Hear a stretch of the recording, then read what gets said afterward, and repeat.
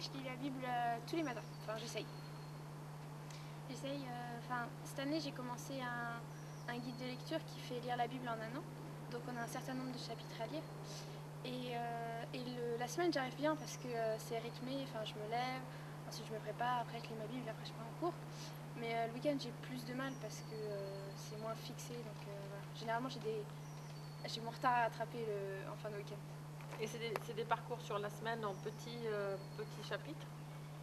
Oui, enfin, on commence de la jeunesse, on finit à l'Apocalypse. Tu lis combien à peu près de... 2 chapitres, 2-3 chapitres par jour. Ah oui, quand même. Oui. Donc, qu'est-ce qu'elle représente pour toi, la Bible?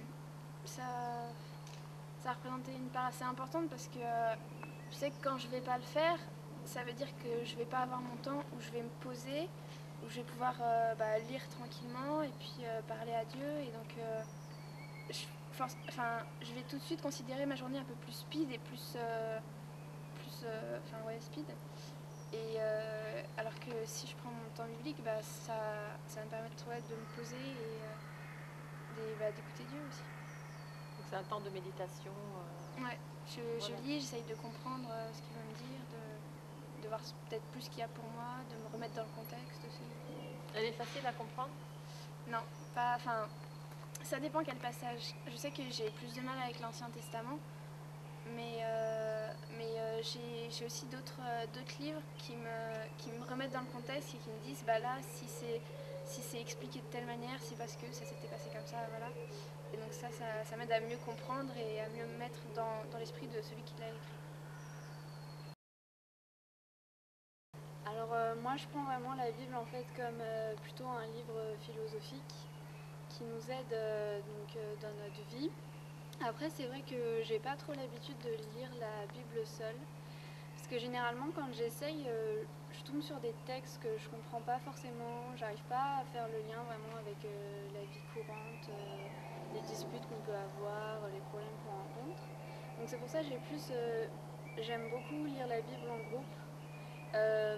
Que ça amène un débat en fait, parce que je trouve que c'est vraiment quelque chose qui est riche du point de vue du questionnement et qu'en groupe du coup ça amène vraiment des idées intéressantes. Et donc voilà. Est-ce que tu préfères l'Ancien Testament ou le Nouveau Testament? Nouveau parce que je trouve que déjà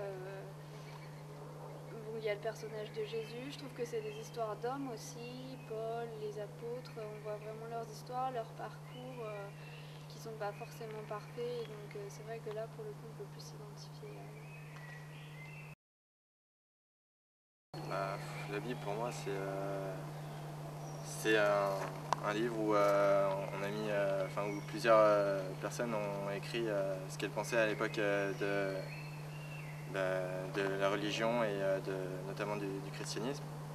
Et donc les pensées du Christ et de ce que le Christ pensait de l'époque en fonction de la société et de ce qu'il pensait de Dieu, ce qu'il disait avoir reçu de Dieu. Et donc je pense qu'il y a beaucoup de vérités qui sont dans ce livre, mais que pour qu'elles soient transmises à la plus grande majorité, elles sont sous forme d'images ou de paraboles. Et donc il y a beaucoup de paraboles qu'on peut citer de la Bible, mais j'en connais aucune. Enfin voilà, c'est plein d'images qui sont relatives à la vie. Et est-ce que c'est facile à comprendre quand tu lis les textes? Est-ce qu'ils sont faciles? C'est souvent, c'est un peu philosophique parce que c'est souvent, c'est pas une réponse oui ou non, c'est toujours, ça dépend quoi. C'est toujours les phrases qu'on a envie d'interpréter comme ça, mais en fait en réfléchissant dessus, on peut voir que c'est pas juste une phrase comme ça, on peut la comprendre autrement et peut-être que la personne qui l'a écrite, enfin l'apôtre ou n'importe qui l'a écrite, voulait nous la transmettre comme ça. Donc après c'est qu'une interprétation de la Bible, c'est que des interprétations. Il n'y a pas une interprétation possible, enfin, une seule interprétation.